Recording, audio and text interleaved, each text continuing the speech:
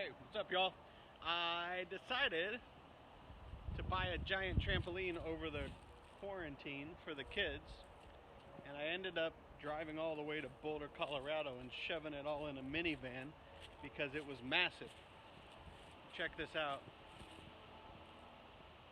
That right there is a Texas Trampoline.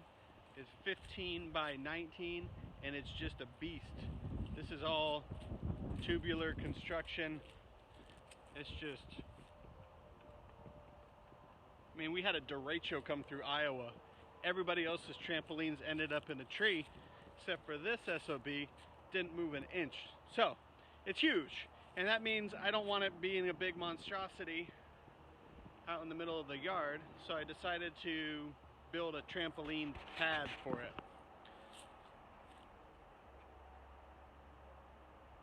So I didn't want to spend $1,000 to build this trampoline pad, so I decided to upcycle it. And a buddy of mine had come up with the idea of using some old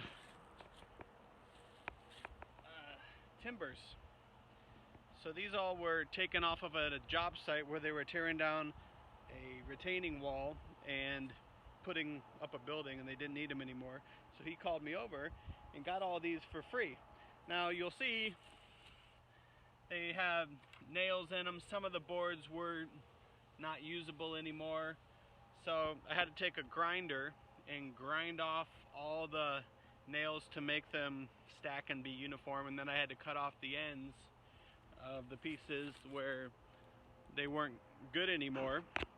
But at the end of the day, what we built was a combination of a trampoline pad meets raised beds, because even the trampoline itself is kind of unsightly.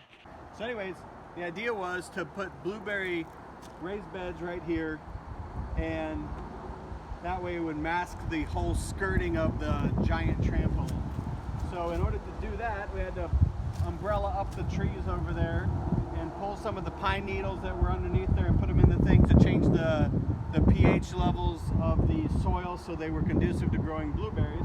And then we had to do a lot of backfilling of dirt in there. But now we got that part done. So again, so this whole project could be free. We saved all the money on the landscaping timber. And once we cut down all these trees, I met a guy who was a tree guy, and the derecho that came through ultimately meant that we have a surplus of trees, and he has to dispose of all the mulch anyways.